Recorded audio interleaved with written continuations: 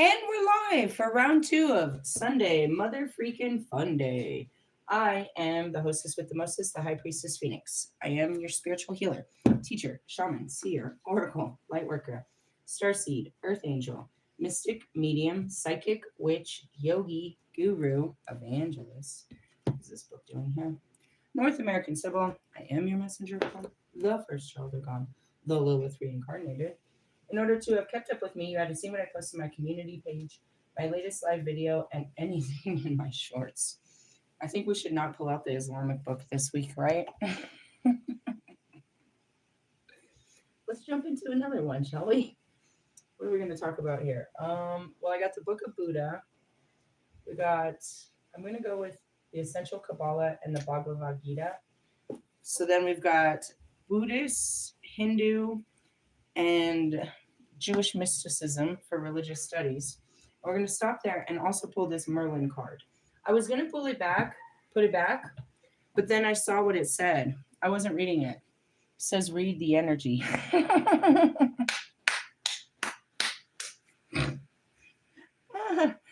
Oh, man.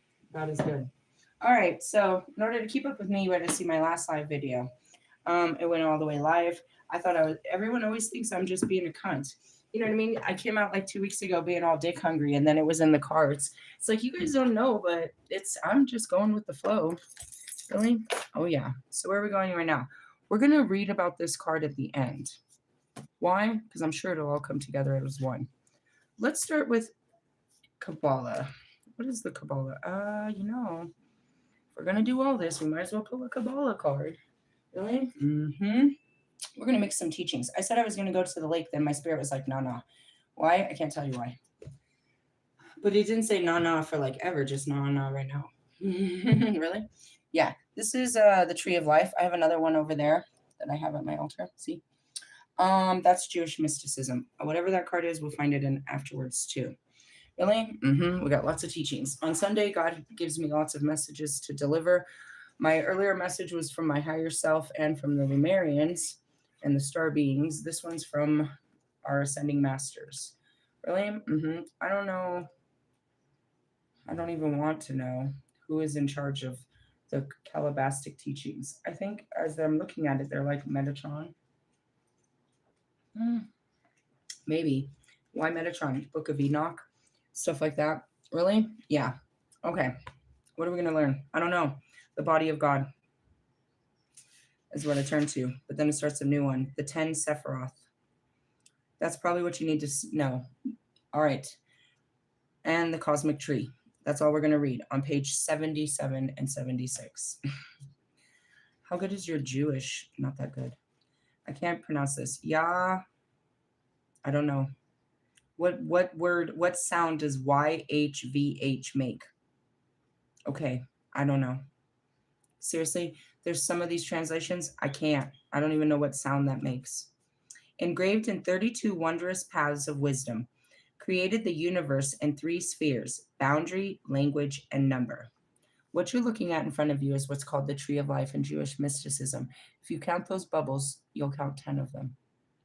Those are the Sephiroth. Inside of those, in between those lines that connect them, you'll see little indentations. But what they really are is Hebrew letters. Okay. Now, if you recognize, those are planets. Do you see the planetaries, the planet signs? Okay. At the bottom, it says, we are here. This is Earth. And it says, this is God. And we're spending all of our time going up here. And I teach this all the time. Now we're back to the Tree of Life. Here we go. Numerals of nothingness, entities of emptiness, and 22 elemental letters. 10 Sephiroth, I don't know, corresponding with 10 fingers, 5 opposite 5, with the covenant of oneness precisely in the middle, which is what? Your solar plexus. Your God complex. In the word of the tongue and in circumcision. 10 Sephiroth, Balaam, 10 and not 9, 10 and not 11. Understand the wisdom. Be wise in understanding. Examine them, explore them, know, contemplate, and visualize. Establish the matter through thoroughly and restore the creator to his adobe. What is that? We work through the tree of life. There's specific days and as those planets move. What's going on right now? This planet's lined up with this planet. That's lined up with this planet. Jupiter's about to come in. This is Pluto. So where the fuck are you in this? You're supposed to be right here, and all these energies are coming in towards you. Really? All of it. That's what I do. I read energy. Their measure is 10, yet infinite. Now, in the tarot, and that's where I can show you in the cosmic tarot, or the quantum tarot, not the cosmic, the quantum tarot, that and even in my my dark arts, the tarot is the ascension path just as well. Really? It was created in a different language so they could pass the information on. Tarot is not supposed to be used like that, but you can. You can pull certain cards, and your understanding of these cards is to know what energy a person is in. I could sit around and pull planet cards all day. I've learned that in the last year working with Metatron, who taught, all of the cosmic knowledge to me, or retaught, I should say. And that's where it is you move through it. So I've been up here in Saturn for a long time with the highest thrones. This is called the thrones. This is where Jesus and all the ascending masters are. God is up here where all things die and all things are born, right? Over here is Neptune. That's dreams and illusions. That's the inspiration that comes to you. Really? After you let it die, you come here and God gives you new ideas. You let it expand. You let your heart believe in it, and you bring that new idea here. Then we start the week on a Monday, working through our minds and our emotions. On Tuesday, we jump up here. If you don't have a strong solar plexus, you're not moving past your mind and your emotions every day of the week. 10 Sephiroth, the line, blah, blah, blah. Bridle your mind from imagining your mouth from speaking and your mouth from speaking. If your mind races, return to the place you departed. What does that mean? When your mind starts to, you have to refocus it. Remember what is written, the creature darting to and fro. Concerning this a covenant has been made. 10 Sephiroth, Balaam, I don't know. Their measure is 10, yet infinite. Their end is embodied in their beginning. Their beginning is in their end. Like a flame joined to a burning coal. Know, contemplate, and visualize that the Creator is one, without a second. Before one, what can you count? 10 Sephiroth. Their measure is 10, yet infinite. Depth of beginning, depth of end, depth of good, depth of evil, depth of above, depth of below, depth of the east, depth of the west, depth of the north, depth of the south. God alone rules them, all from his holy adobe to all all eternities of eternity. 10 Sephiroth, a vision flashing like lightning. Their limit has no end. God's words surge through them. The next one says, the cosmic tree. I am the one who planted this tree for all the world to delight in. With it, I span the all, calling it all, for all depends on it. All emanates from it. All need it. All gaze upon it and await it. From here, souls fly forth in joy. Alone I was when I made it, when I spread out my earth, in which I planted planted and rooted this tree.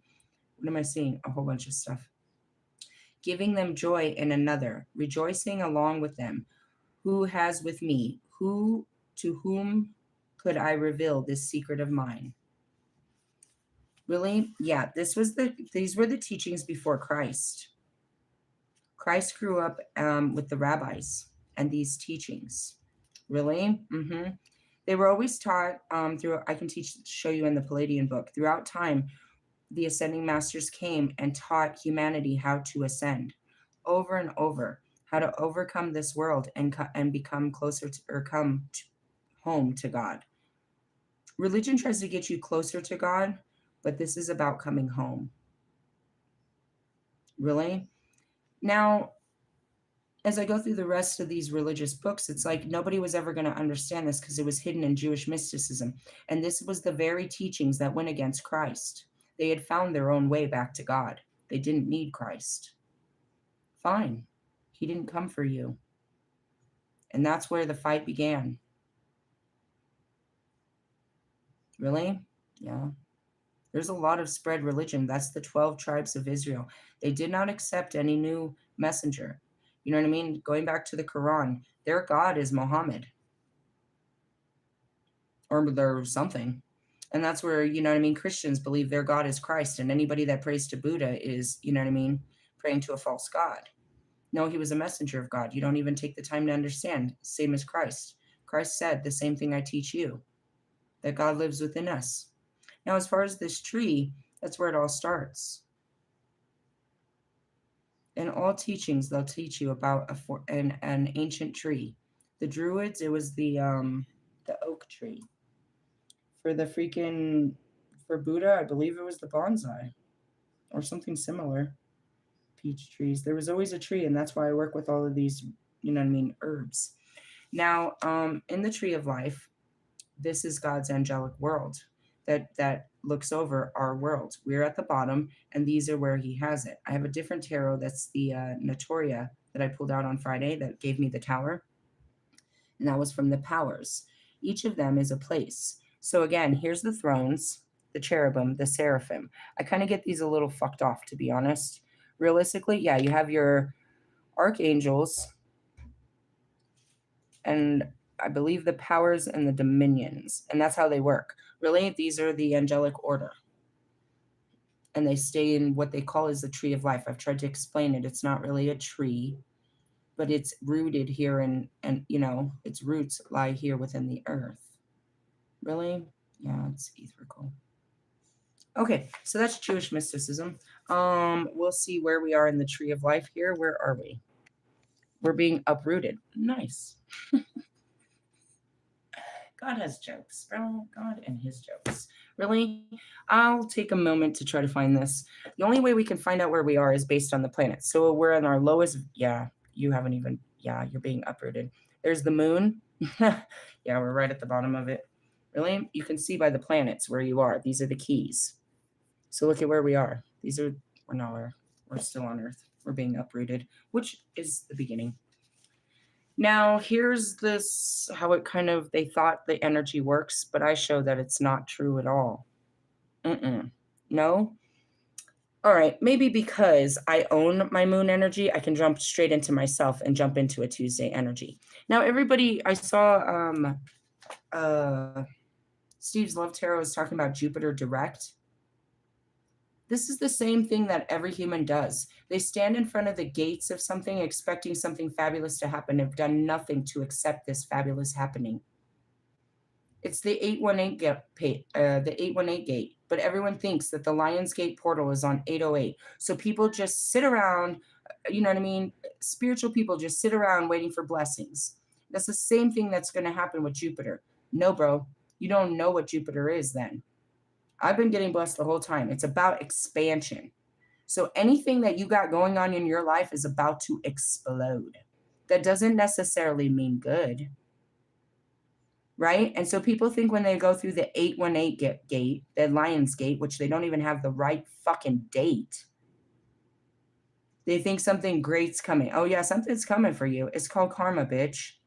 There's these portals, these times, these walkthrough, they're checkpoints where they check you. And based on your spiritual standing, you have now put on your contract for the next year. What have you done differently before this moment? Okay, then you get another year of bullshit. Get out of my face. You've done nothing to have a better life, so you get no better life.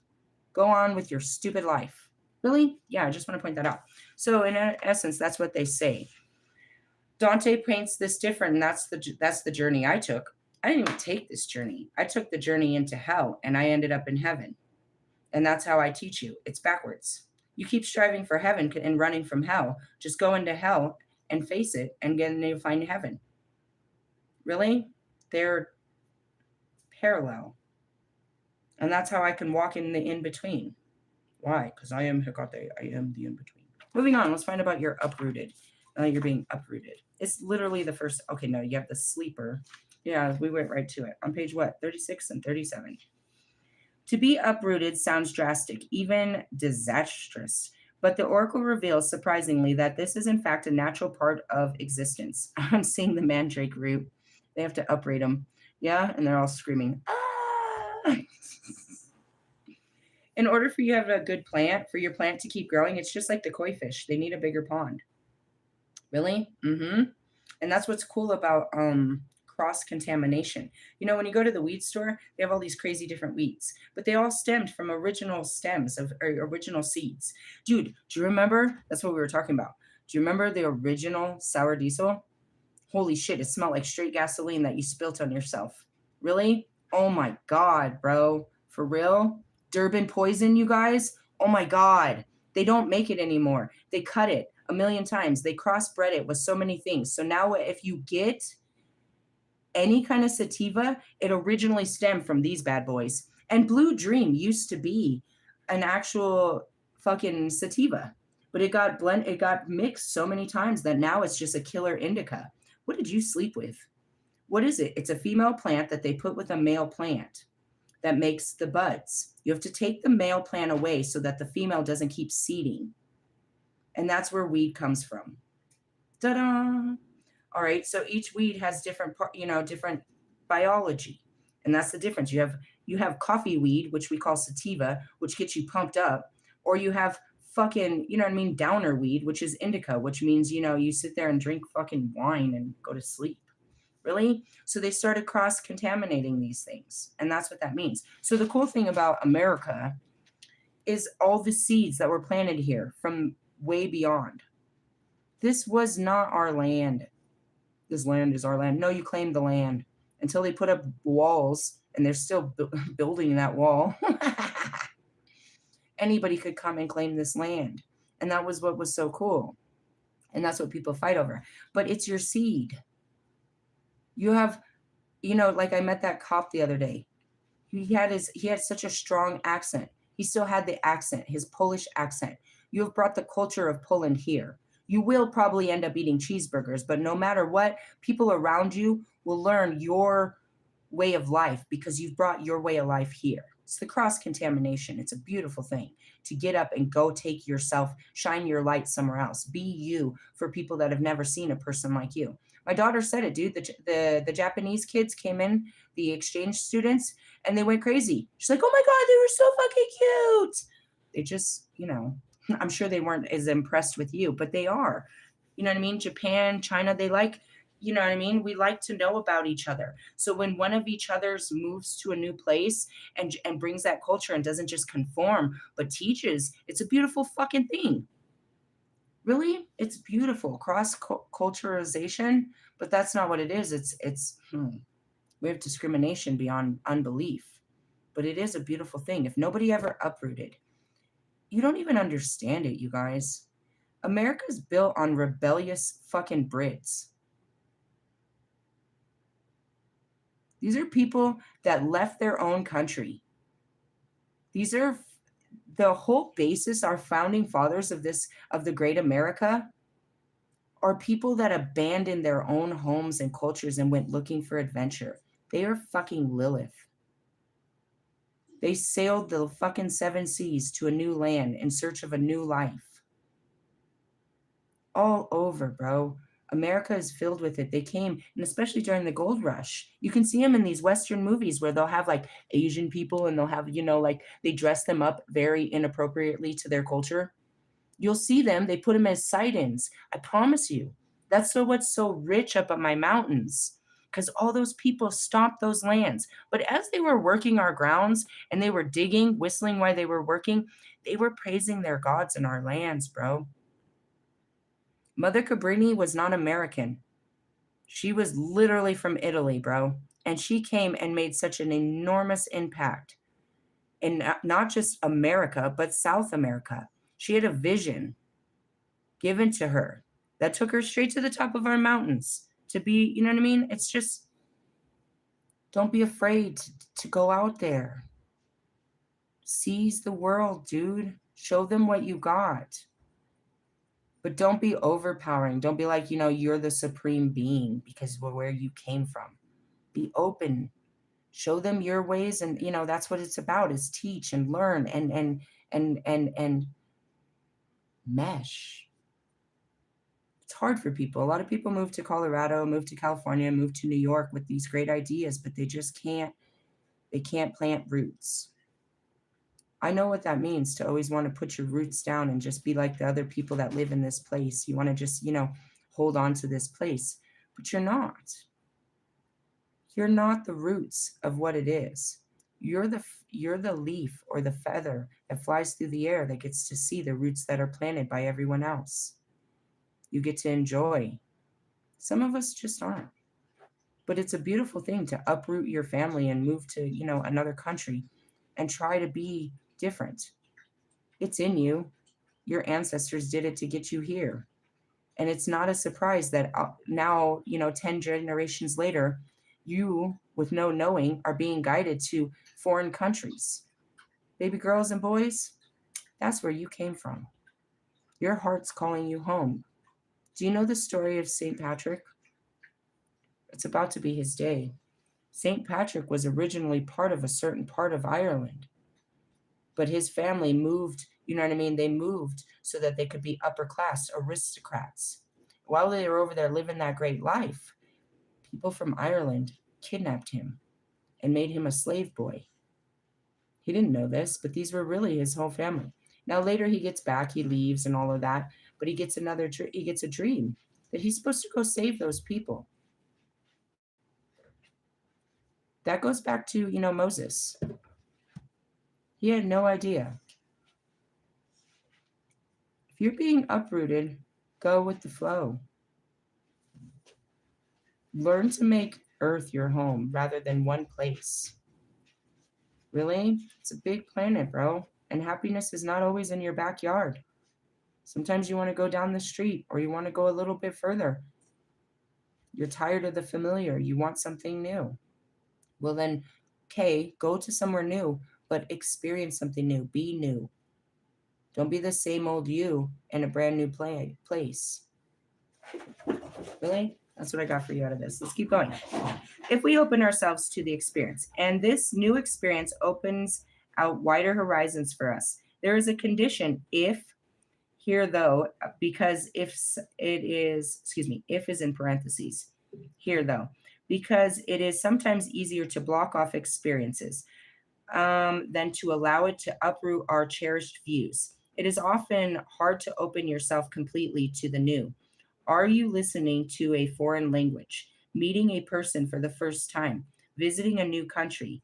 The chances are that you will look for something familiar in the new. And that's it too. You're like, do you have like TV, or do you know where I can get a cheeseburger? That's what's funny. I see Wolfman, he travels all over the world, but still finds American food. We're so stuck in our ways. Really? I'm like that. I don't like to go to, I was. There's a million places I don't even remember if I've gone to, but I used to be funny about, I don't know about that. Really? Well, I mean, I don't want to fuck up my stomach and have diarrhea, first off. But I wasn't too big on trying new foods all the time. But, what's the worst that's going to happen? It's like you might like something. And you need to learn how to do that again because you only have so much time to experience. You want to keep experiencing the same old thing over and over, or how about a bunch of great new things? Not all of them you're going to like. I assure you that. You're not going to like everything. Everybody was talking about the Dubai chocolate, right? That shit was really expensive. And I tried it and I didn't like it. I don't know why they like it. I didn't like it. But I did it. Really? I tried it. It wasn't that good. And compare it to something or someone similar that you have acquainted with. And that's it too, where you go trying to look for people like you. You're attracting something familiar. If you're looking for something normal, or, that's also Wolfman. He always, how do you end up finding the same boring broads everywhere you go? And then I was like, oh, dude, he's attracted to these boring broads. Like, these are the kind of girls he likes. It's funny. Why? Because you're into boring ass white girls, Becky's and Stephanie's. And it's really funny because I grew up around Becky's and Stephanie's. And when I got to San Diego, I was so attracted to the Latinos. This is something I've never seen before. These guys are great. Really? Yeah. And that's where you begin to have a type. But you have to learn to, to experience other types of people. And that's what I was saying. I was calling in a black man and an Aquarius. Why? Because I never had either. Well, last time I said that, Pac reminded me that I got a little too close with Money B, and now he's never going to let me forget that again. Why did you ever bring that memory back? Who's Money B? Digital Underground. They're his homeboys. Anyways, moving on. We used to hang out. We try to accommodate new impressions within our existing framework. And the older we get, the more we assume that our views are complete, meaning you found a way to life and your way is the only way. That's Bobby and his family. Oh, my kids are happy. I could never rip my kids out of their life. You can't give them a life. You can't move them to a new house. You can't change their schedule. This is the only way they can be happy. Well, happy sailings, butthead. Realistically, I mean, that's just how people are. I could never do that. And that goes back to Mr. Plum. I really, my new couch, they're like, it's a pull-out mattress. Oh, cool. I have room for, really, I used to have trundle beds and stuff in case we ever had company, which we never ever did. Why? Because I never let anyone come in my house. I was prepared for the never. Realistically, anyways, I'm trying to get Mr. Plum to come take a visit. Is he going to get out of his comfies? And it's not even comfy. He gets bored as hell. It's like, don't you want to see Denver before you die? Your family's come here. You come on. You'll be safe with me. It'll be great. Don't you want to see Denver before you die? So all paid vacation to Denver. What do you got to do? Just come and tell stories. Take up space and bring your light. It doesn't cost much for an adventure. You just got to be brave. Are you afraid? Maybe I should take him to Aurora and show him there's nothing there. You want to meet the Venezuelans? They're really cool. Like, I'm Venezuelan. Jesus. Seriously, you guys watch too much TV. I don't know. It's not snowing. I lied. I called him the other day. He said they were starting tornado season. That shit was all over the news. That fucking shit. God be with you, Mr. Plum. Meanwhile, I'm over here. Fuck that. I'm just saying. Will he do it? I don't know. Am I going to beg him? Not anymore. I used to. That was the same with my sisters. Come to Colorado. Come to Colorado. Really? No, I can't. Because why? I don't know. They're probably scared of me. Anyways, Kabbalah teaches us to seek on the path. Must be reborn as a little child. And that's where you go through this whole experience and you come back as a child of God, ready to do it again, but with a better attitude. Ready to experience the things you were too afraid to do. Ready to go after the things. Ready to face the fears. Stand up to the people. Really? Mm-hmm. Perhaps this is because a very young child is receptive to new experiences and does not hold back fixed views. I see Milia when I took her to freaking Vegas. Oh man, she's so little. She's still got the wobble in her legs. She's probably like 3 to 5. And she sees all these kids coming down this big ass slide.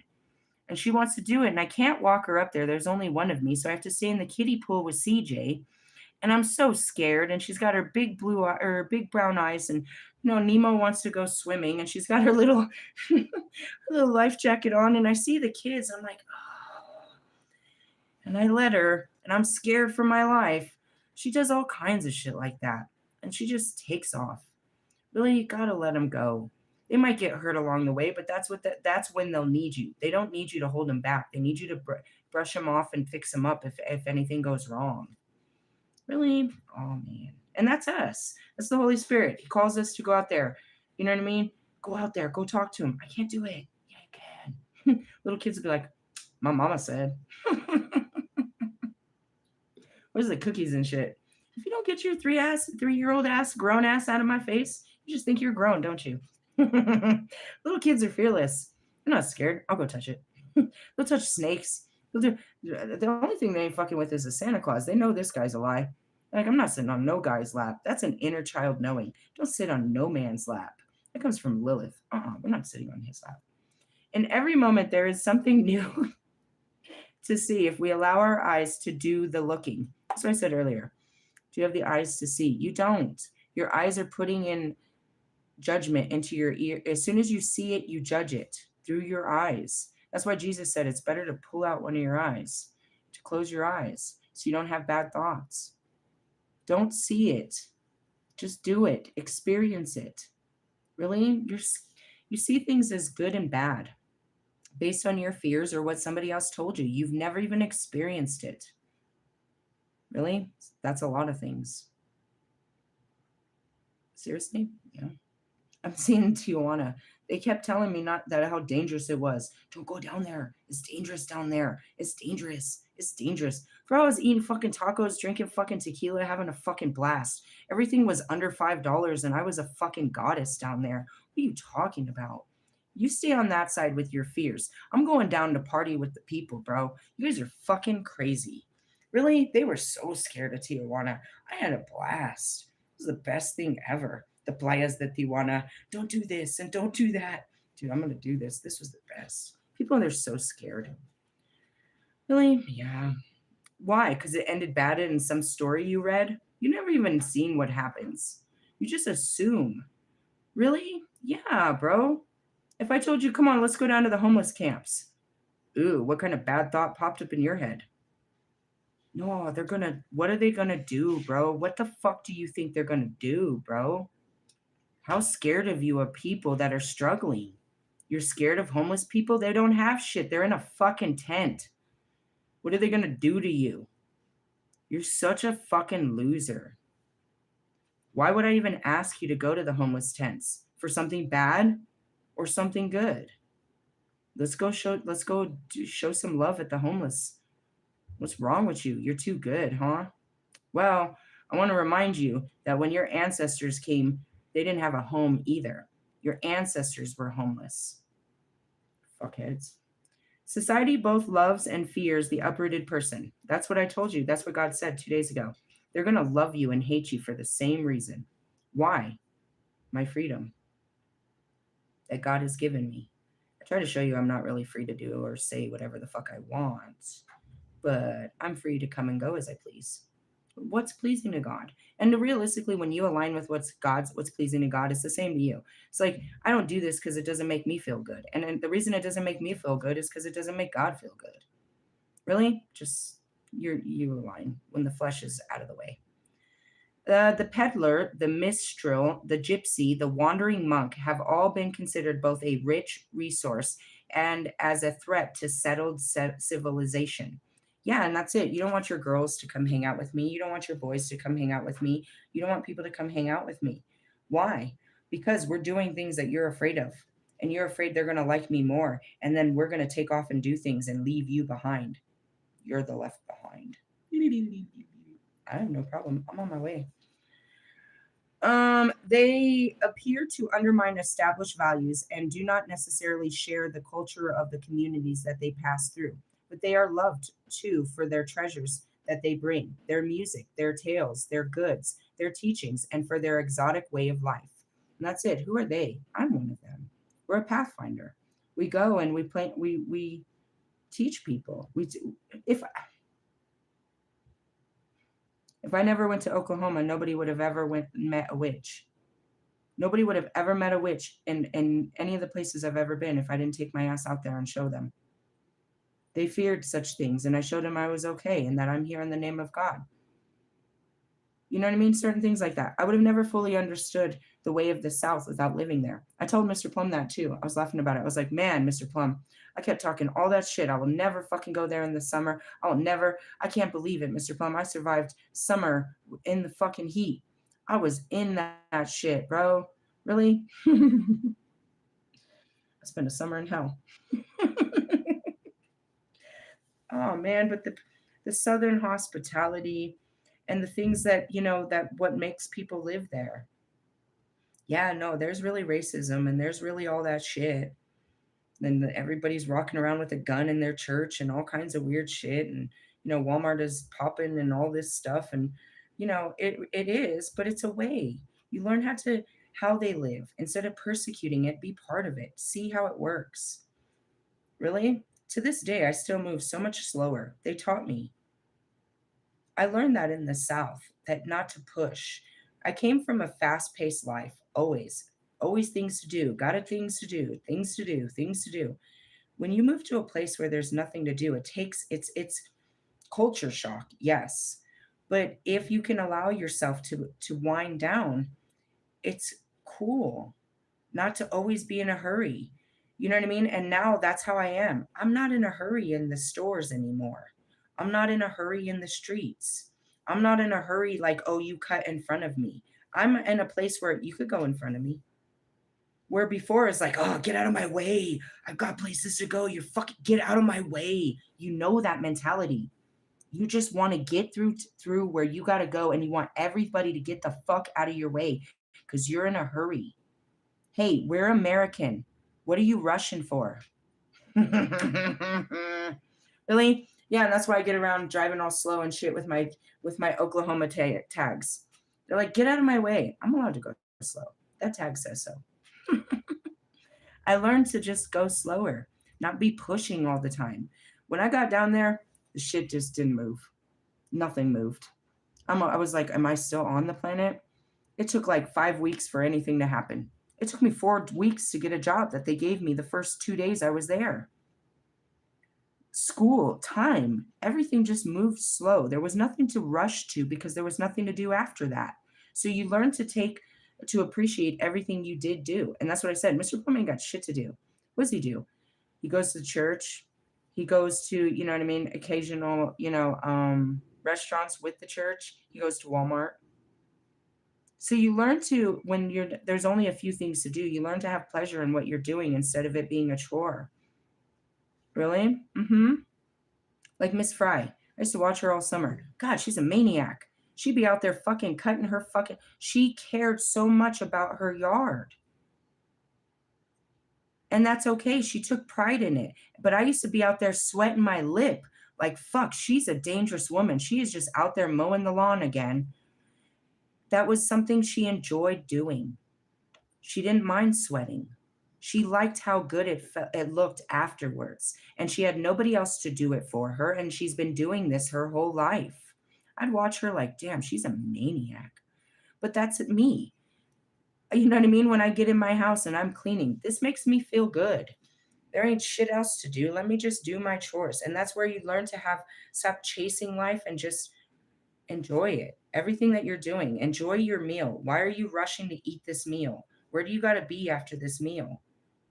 Where do you got to be? You know what I mean? It's like you've got so much going on, but really nothing is happening for you. You're just busy because you don't want to go slow or stay still.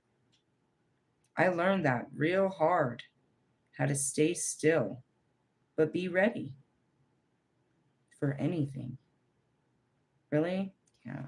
It's always an adventure. That's what we say is like never a dull moment. I don't do shit. I say it all the time. I'm an ain't shit doing bitch, really. But when I get out, everything's a crazy adventure. Why? Because I wasn't in my mind. I was experiencing a trip to the store.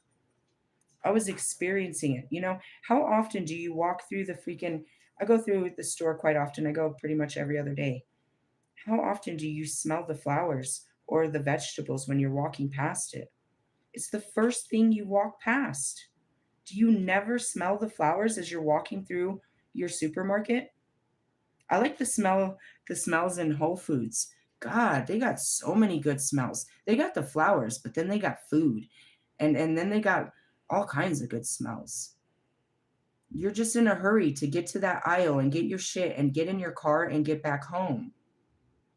But you're here. You're walking through town. And that was another thing too. In Pennsylvania, Jesus Christ, you literally had to drive 30 miles to anything. There was a gas station outside of the neighborhood, but it was 30 miles to anything. It's like, dude, we're not coming back. And this is a long journey. We got to take the horse out. Like, let's make this the best day. We're not in a hurry because I'm not coming back. Really? Yeah. Learn to enjoy.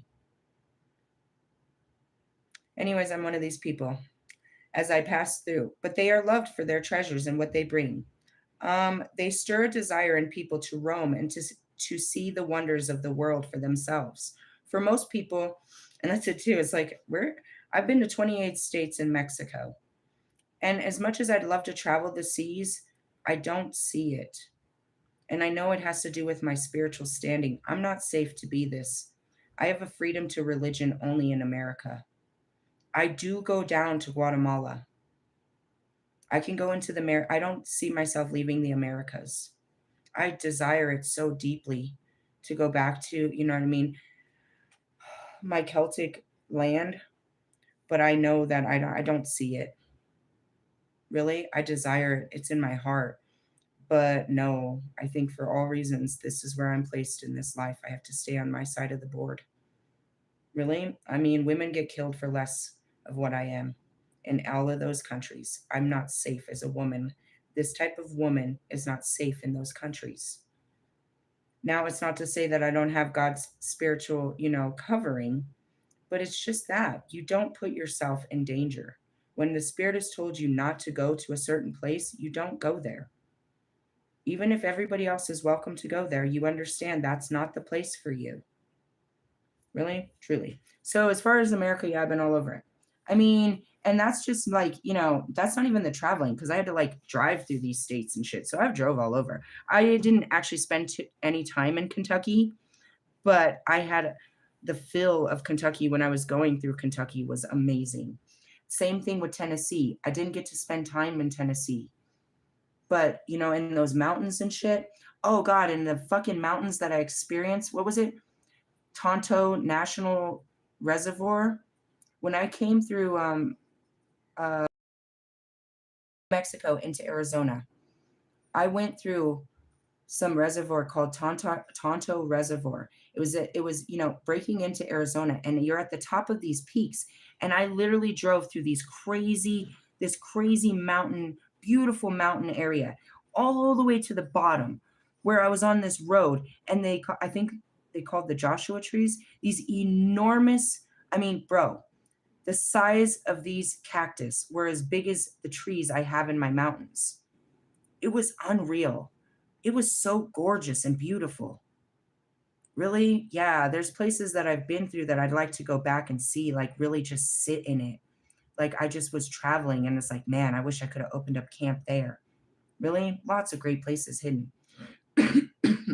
That's in the northern part of Arizona, like in their mountains. And I didn't know that Arizona had mountains and it was cold. I was driving through them.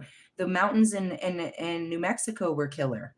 Really? The tops and the turns of them, killer, bro. I was driving them through night. But I woke up in the morning. As I was coming through in the morning, I was coming through the mountains of Arizona.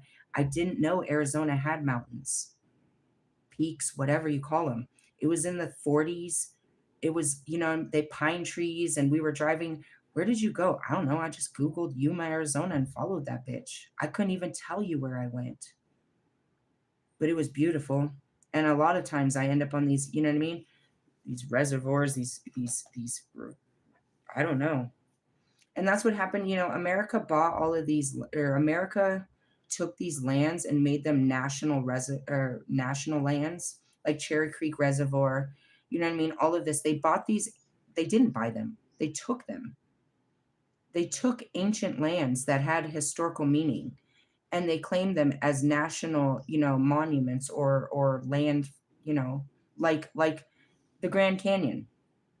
That's owned by America. You don't own this. It was here before you got here. The government doesn't own this, but that's what they say. These national parks are owned by the states and governments. That's why you have to pay fees to the states, to go in and experience these beautiful areas. And where did they take them from? The Native Americans. They took away their praised lands and the resources so that they could make a dollar. Why did God take me to Yuma, the Kuchan? I didn't know it. For the same reason I didn't know why he took me down to, I knew that my kids were part of the Choctaw Nation, but I did not understand, I did not know in my flesh that Oklahoma is the founding state that honors the nations. They're the biggest state left standing that honors the natives and all their tribes. And they call it the nations, right? Yeah, the original nations. So I didn't understand that. Now, when I took to Yuma, or when he took me down there and I got reestablished, I found out about the solar eclipse that was happening. And he says, yeah, hundreds of thousands of people are coming here. It lines up right here. They come every time it happens. When I knew that, I knew why God took me to Hugo, not just because of the lands, but because of the alignment too, right? When he took me up to, these places, I don't know the actual history until after. And then I'm shown the history. In order to move through our lands, you have to be good with the Native American spirits that lived that honored this land before your founding fathers came and crushed it. The first ritual practices I ever started was with sage, and that's what I do. That is Native American only. They might do it in other places, but Native American. White sage is all Native American. The Palo Santo we know is Central America, which I incorporate. All that other stuff I incorporate from different cultures. Really? Yeah. It's really important. So going back to when I got to Yuma, why did he take me there?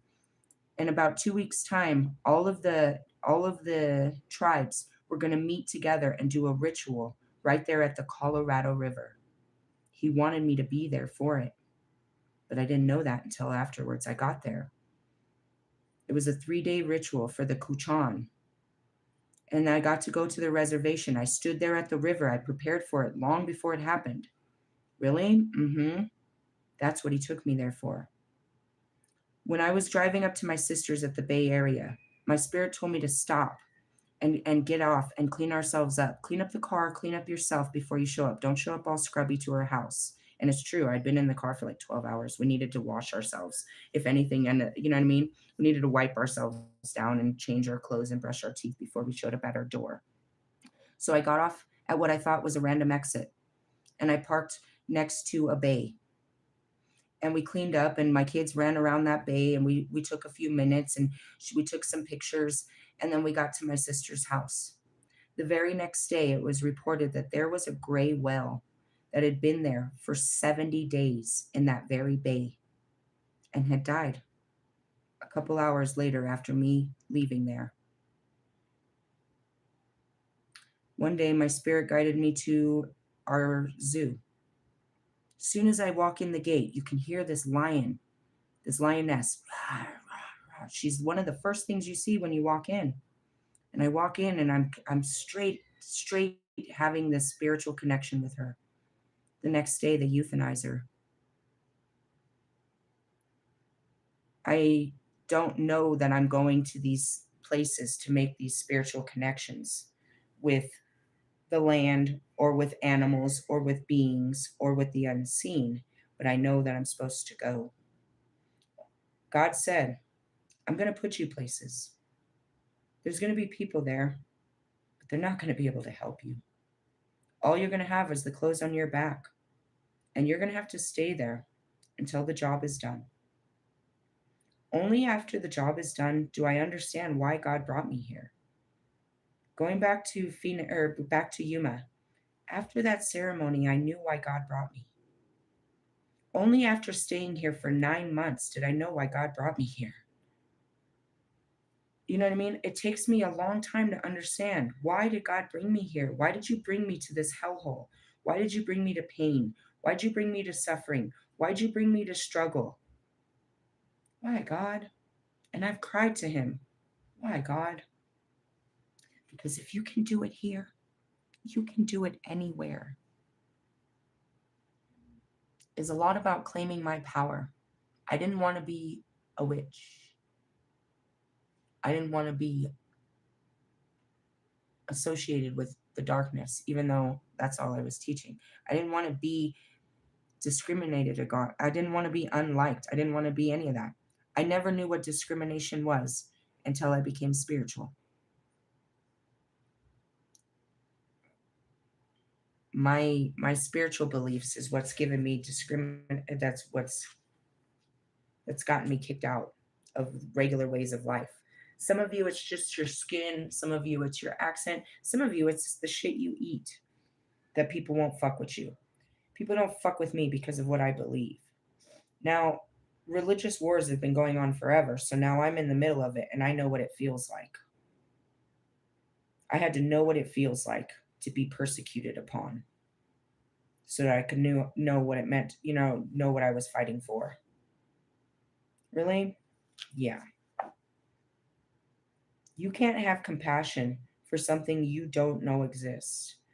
You can't you can't have compassion for people in the South until you go down there and you see these people and you eat with these people and you cry and you laugh with these people and they show you kindness. I know for a fact that that town wouldn't have been so kind to me if I didn't have the golden ticket, which was Mr. Plum. He is royalty down there because he's a kind person and he raised their children and everybody shows him respect. So you're not going to disrespect him by disrespecting one of his friends. So you're kind of covered. You're covered by him. And that's where I got in. But if I didn't have him, nah, they would have ate me up alive. Anybody from the outside. And that's what happens if somebody moves in your building, on your block, starts working at your job, starts talking to your boyfriend, you see them as an absolute fucking threat. And you want to get rid of them. Did you see the black people? Did you see the Muslims? Did you see the witch? I put that shit on my door and left it there. It's on my door. I'm a psychic. I don't read palms. I'll slap the shit out of you. Just kidding. But it's on my door. Know what's on the other side of this door and have respect. I just took it off of this door and took it to my new house. Really? Yeah, but you want to deny so that people will like you. You want to conform, you want to fit in. You don't want to be the new girl. You don't want to stand out. And that's what people don't understand. I see all of you guys spending every day trying to stand out, but I'm that person that always stands out and I can't understand it. I wish people would stop staring at me. I wish people would stop wanting to be like me. I wish people would stop all this. You want this? You want all eyes on you all the time, judging you, talking about you, dressing up like you, pretending to be you, lying about you? Stupid. They stir a desire in people to roam and see the world, see the wonders of the world for themselves. For most people, it is enough to touch that desire and then be thankful for their own settled place in life. And that's where all you need is a quick vacay, and this will be enough for you.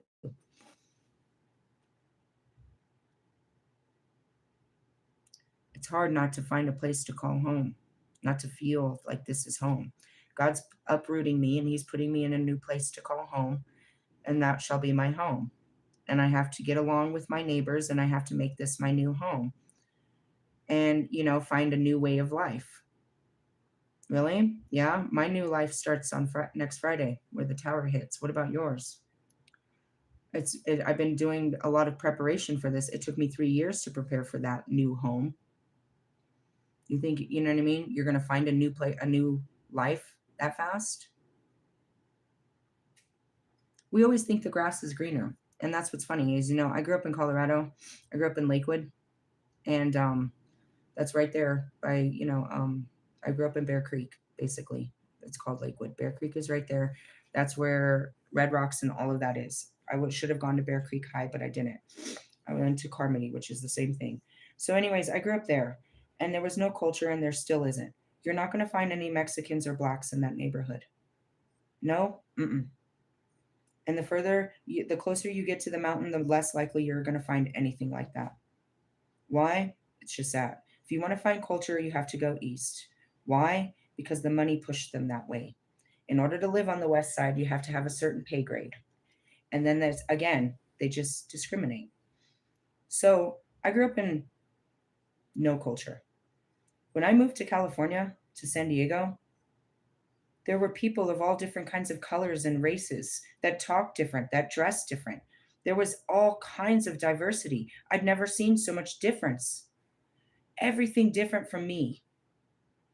And now keep in mind, I was different from everyone else here. I wasn't like them. I never have been like none of the people I've ever, you know what I mean? Never. So I found a place where there was all kinds of difference. So I tried everything different like them.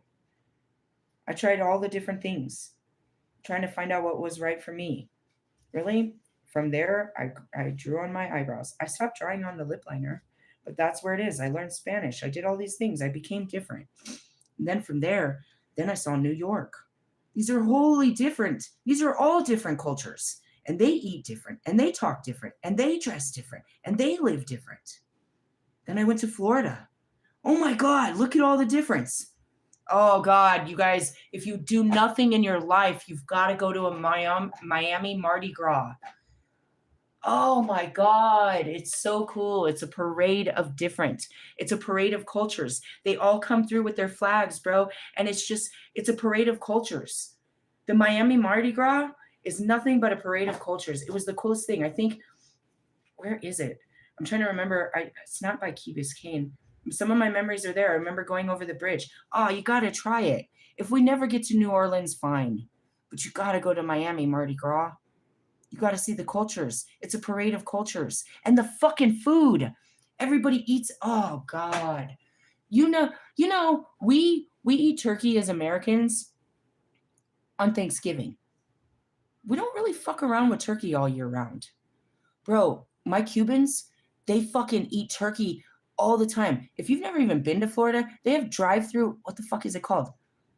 Tropico? I can see it. Oh, dude, they have a drive-through of like literally Cuban food. The way they cook their turkey. Oh my God.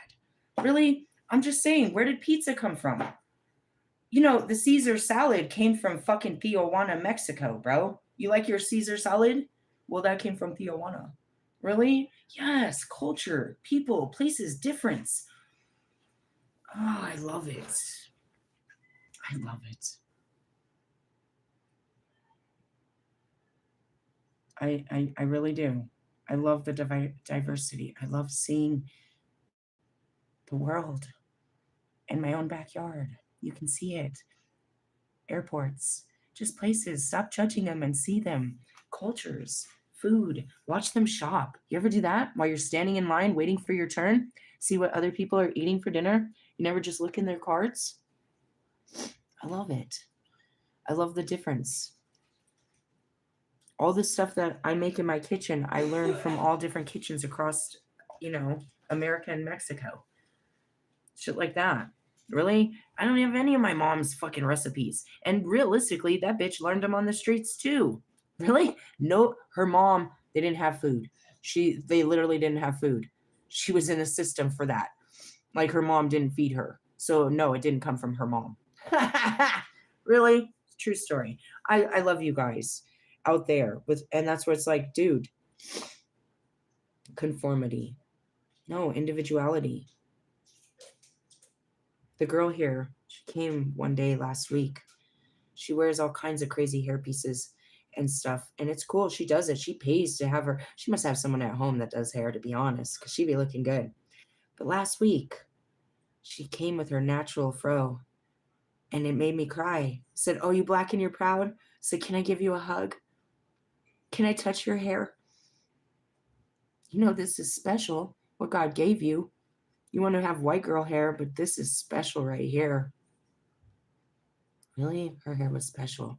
And she wasn't too proud to show it. She wasn't trying to hide it and put in, you know what I mean, a pretty bun. She didn't want to have white girl hair. She didn't want flat iron curls or none of that. She wanted that day. And she didn't just wear her fro. She put little Zulu knots. She had like 2 or 3 of them. They did that to me once. Everybody made fun of me. I thought they were the coolest look. It's not a cool look on a white girl. I just got to be honest. I did it though, when I wasn't supposed to. When I was in middle school, no, I was still in elementary school. My sisters came. I had black sisters. I didn't know that. My mom found them through the 1-800 search, and she sent for them. And Sophia braided me and my brother's hair, and we went to school at Bear Creek Elementary, and we got sent home, both of us. My brothers look like Coolios, for real. It didn't sit flat at all. But we weren't allowed to have that hairdo at our school at that age. When was that? Maybe 1997. I felt so cool. And then when I went back to the Bay and she did me, I always am like, and the girls here, they do it. I'd be looking at them, I'm like, damn, just let them do your hair, girl. I want to, but I don't want no piojos. What's that? Fucking lice? Really? Yeah. In Tijuana, they'll walk up to you, and probably a lot of the Caribbeans too. Girls get them done. They'll walk up and they'll put braids in your hair for you. You want to be us, and we want, and yet what you are is beautiful. And that's going back to Asians. They are so cute, aren't they? Fat, skinny, tall, whatever. They're just cute. They're cute people. How are you hating on Asian people? Really? Like, seriously, just because of how they look? You know what I mean? Stuff like that. And then, going back to Frida. Frida had a unibrow and a fucking mustache. And to match that, I'm sure she had underarms and a big hairy bush. She probably didn't shave her legs. That made her no less desirable. But we're told if you don't have long nails and if you don't have straight hair and pretty teeth and all this, then you're worthless. On Women's Day, this is what it is. We have to cut and screw our bodies up to make us pleasing to men that are literally worthless, that won't even do a push up, that actually need a push up bra themselves. Really? It's something to be said. Read the energy. We're not getting past this. Really? Nope. I'm getting hungry. God. I got some drinks. That's what I did. And where's my coconut water? Really? Yeah. I want to meet your ancestors. You're a watered version. Because you want to be like, and that was Allie. Allie came out with some cool people from, Israel or, whatever, Middle Eastern people. And they were out here trying to be American pop stars. You want to make it big in America, then show us Israeli pop stars. Tell us about, and that's what Marshall told me. When I sent my music to Marshall, what was it, 2018? It's like, you need to be more authentic. Talk about your real life experiences. Be true to yourself instead of trying to. And that's Russ. He's always trying to tell everybody else's story. Say their story is his. When he doesn't even leave his house, he's writing. He should just write books about people. You're just a stalker that writes about people. These aren't your experiences. And he's a great example. Russ, you've never had a real experience. You've been all over the world, but you've never had an experience. You haven't experienced none of the places you've been. You can't, the way that you travel. You go to the nicest hotels and eat at the nicest restaurants, and then you go and find designer clothing places. Who the fuck goes to a Chanel store in fucking, you know what I mean, South America or everywhere you go? You guys go looking for it.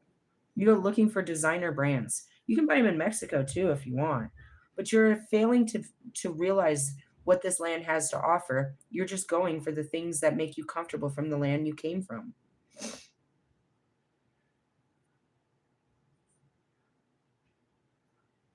I'm seeing, there's a lot of parts of Mexico and all of these lands, and it's exactly how they started here in America, but you wouldn't be allowed to anymore. You gotta have the right proper permits and shit. It's all over the world, other than maybe, I don't know where else. But that's how they make these homeless camps, right? You see these homeless camps popping up all over America where they take just, some boxes. And before you know it, they have built a whole fucking fort now on the side of the road. There is a whole homeless fort on the freeway entrance over there. Okay. That's how they do it in third world countries, but there's no police that came and kicked them out. So you would build a fort house. And as you live there, the more you could come up with, you would build this fort better. It would start with just plain, most of them they start with just pallets of wood, some plywood, and cement. Now, those kind of products are much cheaper in other countries than they are here. Why? Because inflation, bro. We're all inflated. But that's how they start. They build a foundation and they put up some walls. Indoor plumbing, shit like that? No. Windows, all that comes later. All they need is a place to rest their head, a place to change their clothes, a place to call home. So they started just like that. The same thing happened with your founding fathers of here of America. There were no established homes. They built the homes. Mr. Plum's home, this is true story. I forgot her name. Fuck. The woman he bought the house from. He originally used to live in the house next to it. When she died, he inherited this house. This house originally was built from, it's rebuilt from somewhere else. Back in those days when you moved, you took your house with you. You took all your furnishing. So in his house is the original boarding from the first house that they built in, who fucking knows, 190, no, who knows. You didn't build a house and abandon it. You destroyed it and you took all of that with you to your next place and you would rebuild your house. You already took this, you know what I mean, your equipment. You didn't buy new equipment and abandon it. So Mr. Plum's house is actually a rebuilt house of an old house. Well, the actual foundation and all that shit of what it is, the wood. They took it off of one house and built it over here. Seriously? So going back to it is I want you to understand is like when you travel into these countries, you'll see what you think is poverty, but it's the beginning of life. When your families came here on a boat, the next thing they had to do was find a wagon and a horse to travel. But I assure you, they slept it until they found a wagon, which they slept in the wagon. They would sleep in the wagon. But until the natives taught them how to make tents and how to create, you know what I mean, homes for themselves, that's how they started. Then later they get more materials and they build up. And that's how it is. You know, I can look back, I can't imagine what it looks like now. My kids' grandparents, they had a home in Mexico in Tijuana. When I first got there, it was the main home and one side room in the back built for Susie. Or no, Yoli. What happened with Yoli? I don't know. That's a good story. Yoli lived there. Okay. So they had the main home where the grandmother lived, and they had an extra room in the back for the oldest son who would come back and visit. And then there was one room in the, or, you know, a room, a little house built, which was just a small kitchen. It was a studio. There was a kitchen area and then a doorway into a bedroom area and a bathroom. That was all that was there. All right. Well, then Hector, no, his came later. Maricela. Maricela was my kids' grandmother. She decided her marriage fell apart. Her husband left her for an American girl. He was cheating and all this. She decided she was done.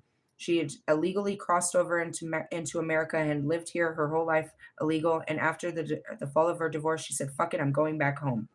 If you go back, you can never come back. She knew it. She packed up her kids and she went back to Mexico. She stayed in the main house and they built her a studio on top of Yoli's house. Same design, a kitchen, a bedroom, and a bathroom. All right. Later, Hector and his wife fell apart. Right? No more renting houses. They said, you know what? Let's just build Hector a house. So they built Hector a house next to Yoli's in that area. So now there's Hector's, and you still have the room for Rogelio. And that's where we used to stay. We would come and we would stay in Uncle Wedo's room. But when Uncle Wedo came on the weekends with his family, that was for him. Really? When they came, we would go over to Nana Cello's and stay at her house. But that's how it was. It was just one house. And they built it. And Hector's house, I swear to God, it started with pallets and barbed wire. And then came the cement. Before you knew it, I was there. We were smoking in his. We used to always get in trouble, dude. We'd always get busted. Everybody knew what we were doing, and I wasn't supposed to be doing it. But me and Hector be fucking smoking weed. We were in there. I remember one day he was putting in a fan into his bathroom, and we were testing it out, blowing the smoke in it. What was it? It was just a little car fan. He was building it into his bathroom. I remember when they put the windows, when he put a stove. It was just a cement place, dude. Really? Nope. It was just cement. They just put cement down, laid cement, and they put some beds. They put some furniture in there, little by little. They would go into the kitchens and use the kitchens until they could, build this stuff. It all starts with nothing. An idea. And that's the evolution of man. Nobody expects you to have it all together when you get out there. You're going to put it together. You're going to figure it out. You're supposed to be out there with nothing. But everybody came from nothing. Really, all you're going to be able to take is a backpack, typically. You can't take your cars. That's what the guy last night, he's like, he's going back. He's been here for like 5 years. He's about ready to go. And he's like, I'm going to sell my car. I'm like, what am I going to do with it? Why? It costs too much to even send it. Really? Yeah, stuff like that. You don't take any of this shit with you. You sell your house, you sell your car, you give up everything and start a new life. What a concept. Well, I used to be able to do it with $5,000. In my teens and 20s, all I needed was 5 grand and I could start a new life anywhere. But inflation, bro, it became more expensive. Now how much do you need? My spirit's telling me about 12. Mm. But I went out there with nothing. And that's how we do this. We go out with faith. God will provide.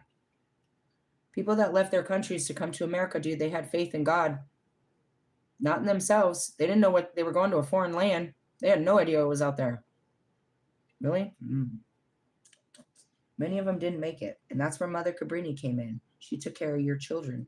She raised your children while you were trying to live your dream and couldn't make it. Know the history, you guys. Some, though, will answer the call and leave their old life behind, learning to live from day to day and experiencing whatever comes their way. They say this is not a way to live. Nobody should live from day to day. Hey, bro, it took me a lot of days to learn how to do this. But in doing it, your days are more joyful. If I'm too busy worrying about tomorrow, which tomorrow, what do I got to do? I got to go to my apartment. You want to know something funny? It's not funny. I told you this happens to me all the time. My internet wouldn't work at my apartment, so I have to go and meet the Comcast guy there. Really? Or Xfinity or whatever his name is. Shit, at this time I don't even know. I could have CenturyLink at this point. Really? I told you, anything in the internet always goes funky with me. So, anyways, am I worried about that? No. What else? I'm not worried about what the week will bring. We stay in today. They're like, no, you're not even planning for a future. I'm not guaranteed. My future is planned for. I'm on my way. Really? That's what you guys are. You're trying to plan for what won't be or what will be or what you think and all this bullshit in your head. An interpretation. A major change could be coming your way. Be ready to let go of what is outdated and what you do not need anymore. Don't be afraid. There will be new soil for your roots to grow in due course. Realistically, yeah, it's like transporting. I see this all the time. I always wonder about it. You know, when they're uh, at some point, I will purchase animals from my land. But it's really important to me to know how to care for these animals the same way that you cared for them. And you think about it, the animals have no choice. We have the stock show that comes every January. People bring in their animals, and then they just get traded. And that was kind of like slavery. You know what I mean? They just get traded and now they have to live in this new life. They have to figure out how to live in this new land. They just don't have a choice. During that transition, you don't know. And that's where I was trying to explain with my relationship status. I am so terrified about a relationship until I have one. And then I see it's not scary. So, like, even the animals, as they're being herded in and they know they're being transported and they're being pulled out of their herds and they're being took to a new farm, they're terrified until they get to the new farm and they see what the new farm is about. Yeah, naturally, they're going to miss their old environment, but like most farm animals, they're going to learn to adapt. And there are some species of animals that cannot do that. You have to understand, if you're not a species of animal, you can't put a whale in a fishbowl. Or in my case, you cannot catch a mythical bird. You're not going to put a phoenix in a cage. Really? If you don't let me fly free, then I'm flying out of here. Realistically, yeah, you don't make a pet out of a bear, a lion, a tiger, a wolf. You don't do that. And that's just understanding is you're not like everyone else. Some people are, fuck, bro, they are so stable. These are chickens. They will never leave the coop. Really, they just know never to leave. That's it. Some of us, no, we're jumping every fence. We don't know how to go. We don't know how to stop. And that's the Sagittarius. I'm not going to be vilified because I'm not boring. And you're not boring. Not boring. People that find a way to stay still and contribute to their land are important. My contribution is traveling through the land and sharing the messages of all the other lands. But my My gift is my curse because I have no land to call my own other than all land. Where's home? Fuck. I've had so many homes. They're all home. Florida was home. San Diego's home. Colorado's home. Oklahoma was home. Home is where your heart is, where you feel comfortable to be yourself. And that can be anywhere. I felt at home in New York. I felt, ugh, San Francisco's a little funky. You know what I mean? There's just different places. I felt at home. Tijuana was my home. Many places in Tijuana.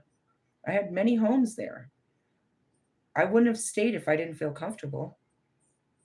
Yeah, I had to learn a different way of life. Don't drink the water. The water is cold. All these different things. They're supermarkets. Way different. Way different. I had to buy stuff in America and bring it down. Oh, they loved that though. God, they loved me for that. Because I got WIC. What is that? Women, infant, and children. So when you have small kids, they give you these vouchers for milk, cheese, eggs, fucking cereal. And oh, they'd give me so much milk. And they'd buy it off me in Mexico. They loved our milk. Really? They loved our milk. I don't know. And that's different. They had different things. Like, they all their cheeses are different from our cheeses. You're not really going to get American cheese in Mexico.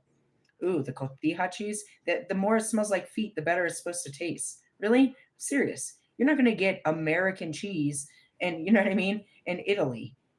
And that's not a bad thing. Try something new. Really? Yeah, the mozzarella. There's this one, I can't remember what it's called. I can say it. I can't say it. I can see it. It's OXAR is a type of cheese. Really? You start to learn their cheeses and stuff like that. Really? You're not really going to find hamburger meat. You can ask them to grind it up, carne molida, which could be any grinded up meat, but that's not typical. Really? You're going to find all kinds of stuff. And that's what's really cool is like, I don't know. It's just really cool.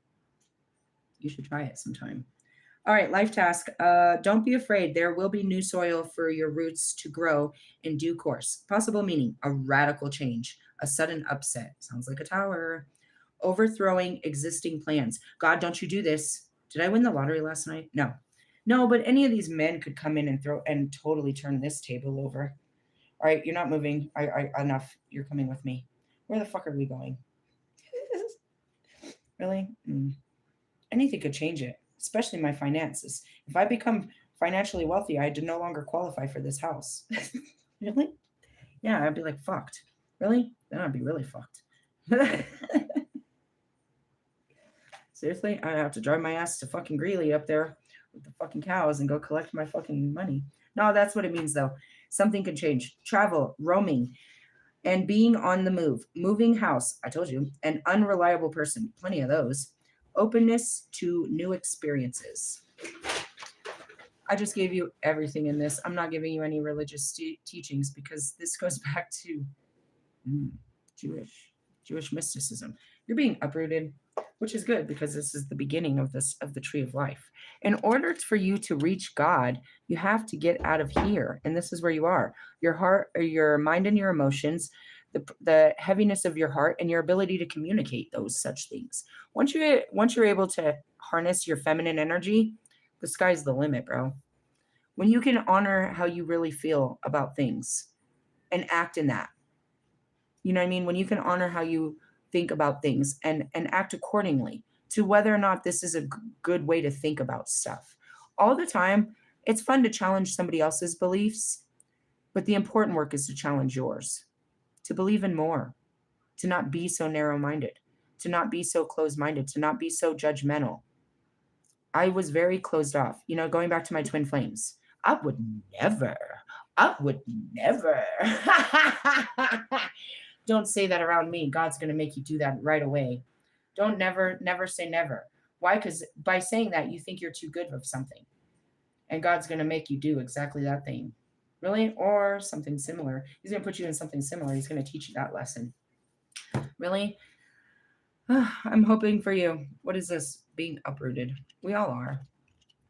Really? You should be.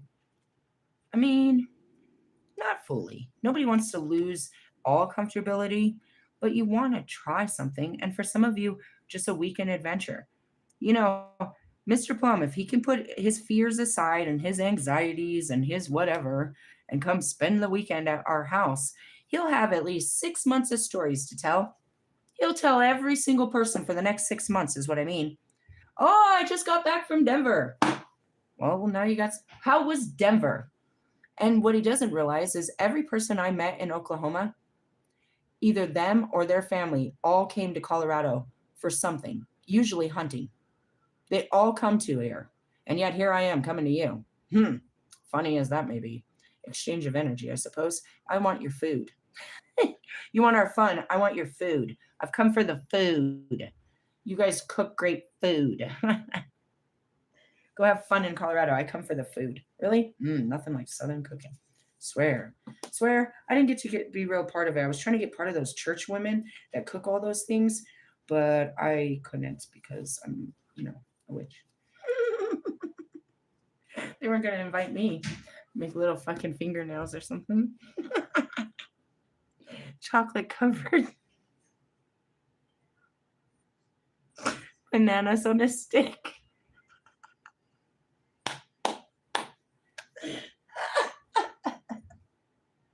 And that's why I'm not allowed at the PTO or parent teacher conferences. Hey, be you, and please be an authentic you, so that everyone can enjoy where you come from and what you have to offer. We have enough of these of the same old same hoe. We want something new. Really? Yeah. Hey, I love you guys. Good luck with that. Later, haters.